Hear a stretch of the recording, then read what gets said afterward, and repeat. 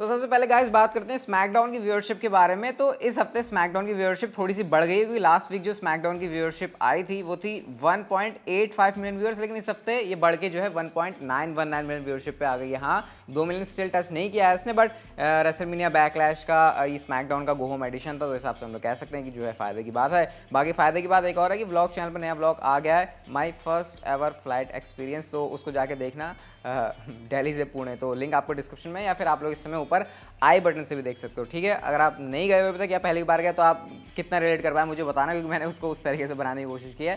खैर गाइस, हम लोग चलते हैं हमारी अगली स्टोरी की तरफ। और यहाँ पर ड्रू मैकिंटायर ने एक बड़ी अलग सी इच्छा जताई है, और उन्होंने इच्छा ये जताई है कि पॉल हेमन जो बंदा है वो उनका एडवोकेट बन जाए। उन्होंने कहा कि देखो, मैंने देखा है कि किस तरीके से मेरे ओपोनेंट्स को मैनेज किया है पॉल हेमन ने। उन्होंने यहाँ पर ब्रॉक लेसनर का नाम लिया, उन्होंने रोमन रेंस का नाम लिया, और उन्होंने ये भी कहा कि वो काफ़ी टाइम से पॉल हेमन के आसपास ही घूम रहे हैं। उन्होंने उनसे काफ़ी ज़्यादा एडवाइस ली है। उन्होंने कहा कि जब वो यंग थे, और वो मतलब जब वो यंग थे उस टाइम पर उनकी जो एडवाइस है उनके काम आई, वो वेरी वेरी स्मार्ट इंडिविजुअल हैं। और फिर उन्होंने यहाँ पर ये भी कहा कि डाउन द लाइन अगर बैड ड्रू मैकिंटायर आता है तो उसके साथ अगर पॉल हेमन होते हैं तो डेफिनेटली वो एक ऐसी चीज़ होगी जिसको फैंस देखने में काफ़ी पसंद करेंगे। और मेरे ख्याल से ये काफ़ी अच्छा अलायंस हो सकता है। वैसे मैं तो क्या ही बोल रहा हूँ, पॉल हेमन को तुम किसी झमूरे के साथ भी रख दोगे ना, तब भी पॉल हेमन उससे कैसे बेस्ट निकाल सकते हैं, ये टैलेंट है पॉल हेमन के पास में। तो यहाँ तो भाई बंदा ड्रू मैकिंटायर है। तो आप लोग मुझे बताना कमेंट करके कि क्या आप कभी ड्रू मैकिंटायर और पॉल हेमन की जोड़ी देखना चाहोगे, स्पेशली तब जब ड्रू मैकिंटायर के जो अपोनेंट्स हैं like Brock Lesnar, Roman Reigns,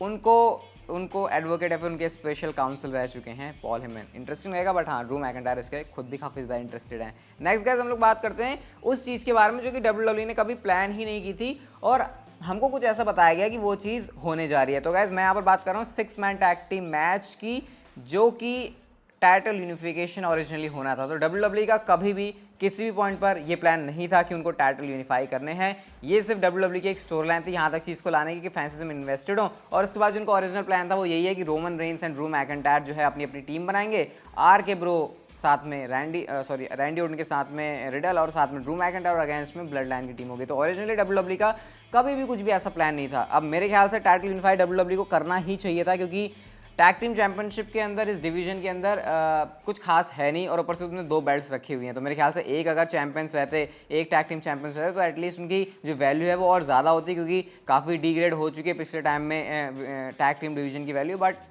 क्या कर सकते हैं, डब्ल्यूडब्ल्यूई ने यूनिफिकेशन वाला मैच जो है कभी प्लान किया ही नहीं था। साशा बैंक्स ने अपने ड्रीम ओपोनेंट का नाम लिया, जो कि बहुत ज़्यादा शॉकिंग एंड सरप्राइजिंग है। उनसे एक बच्चा पूछता है कि उनका ड्रीम डब्ल्यूडब्ल्यूई ओपोनेंट कौन है, तो उन्होंने नाम लिया रोमन रेंस का। और एक्जैक्टली जो उनका स्टेटमेंट था वो ये था, I sit on the other end, there is 2 side of the table, Roman Reigns and Sasha Banks. अब क्योंकि रोमन रेंस अपने आप को कहते हैं हेड ऑफ द टेबल, तो उनके अकॉर्डिंग एक टेबल की 2 साइड तो होती हैं, तो एक साइड पर रोमन रेंस और एक साइड पर मैं, साशा बैंक्स। ये काफ़ी इंटरेस्टिंग नाम था। वैसे अगर आपको याद है, एक बार Sasha Banks and Roman Reigns की हमको टैग टीम वाली जोड़ी भी देखने को मिली थी। कौन था? रूसेव एंड और तो कोई था यार साथ में, रूसेव या समर रे थी या लाना थी, आई थिंक ऐसा ही कुछ था।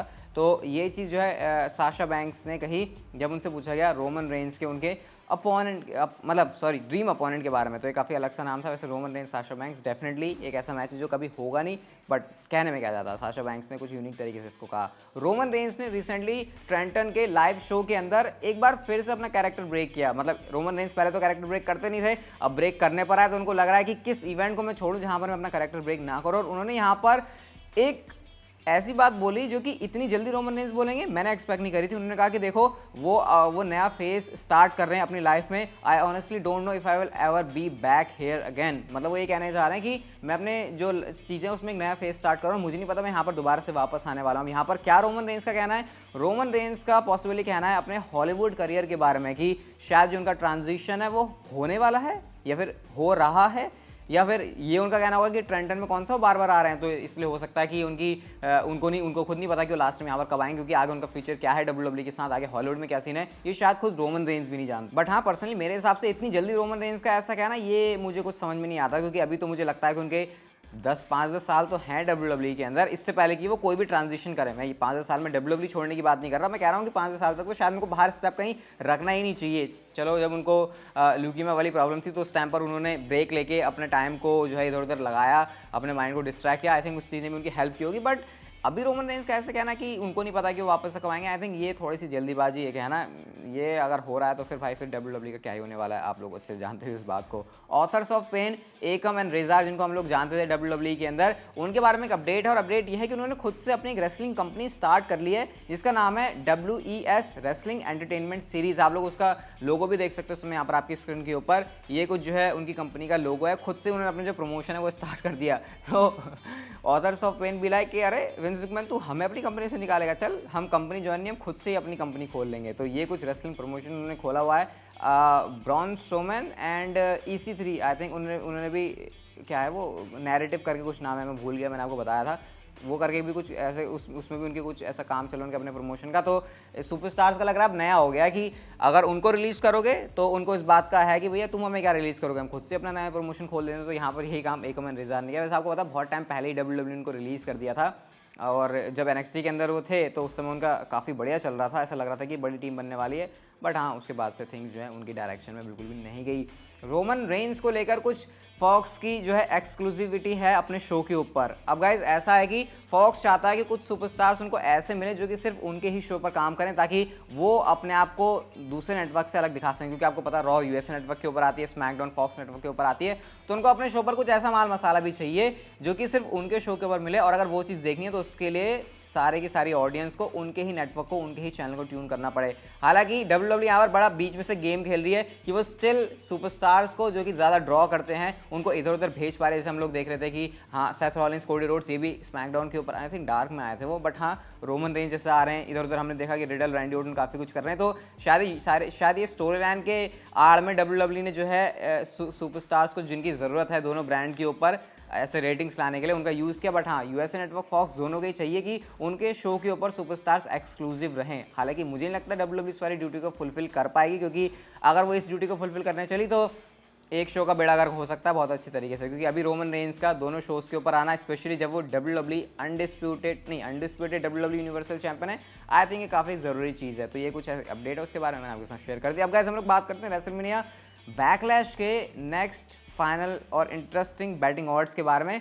सबसे पहले मैच की बात करते हैं रोंडा राउजी एंड शार्लेट फ्लेयर। तो यहाँ पर जो क्लियर फेवरेट है वो रोंडा राउजी है इस मैच को जीतने के लिए कि वो कहलवाएंगी शार्लेट फ्लेयर से आई क्विट। ओमोस और बॉबी लैशली के मैच में इस बार ओमोस आ गए हैं, मतलब रेसलमेनिया के अंदर वो हारे थे, बट इस बार रेसलमेनिया बैकलैश के अंदर ऑड्स के अकॉर्डिंग बॉबी लैशली हारेंगे और ओमोस की विक्ट्री होने वाली है। Cody Rhodes and Seth Rollins के मैच में again Cody Rhodes is favourite to win this match.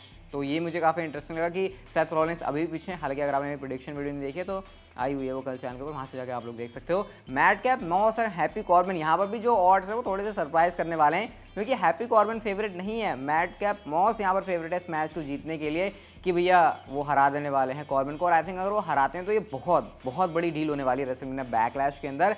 As and AJ Styles के मैच में अगेन एज है इस मैच को जीतने के लिए, मतलब रेसलमेनिया के अंदर भी जीते, और ऐसा लग रहा है अभी भी मन भरा नहीं है रेसलमेनिया बैकलैश के लिए भी एज का, और वहाँ पर भी उनको विक्ट्री चाहिए। और जो शो की सबसे बड़ी हाईलाइट है, वैसे आई क्विट मैच भी हाईलाइट है, लेकिन ये भी है 6 man tag team match, Drew McIntyre and RK bro versus Roman Reigns and the Usos. तो यहाँ पर जो फेस टीम है, जो Drew McIntyre and RK bro है, वो इस मैच को जीतने के लिए ऐसे फेवरेट में है बैटिंग ऑड्स के अकॉर्डिंग कि वो यहाँ पर जो है हरा देंगे रोमन रेंस एंड उनकी ब्लड लाइन को। अगर ये चीज़ हो रही है तो ब्लड लाइन का हारना डेफिनेटली काफ़ी बड़ी चीज़ होने वाली है रेसलमेनिया बैकलैश के अंदर। बाकी अगर आपने कल वाली प्रेडिक्शन वीडियो नहीं देखी तो आप उसे जाकर देख सकते हो, लिंक डिस्क्रिप्शन में ब्लॉग आया, उसे जाकर जरूर देखना, आई थिंक आपको मजा जरूर आएगा। और चैनल को आप लोग कर सकते हो सब्सक्राइब एंड नोटिफिकेशन बेल को ऑन। तो फिर see you guys in my next video.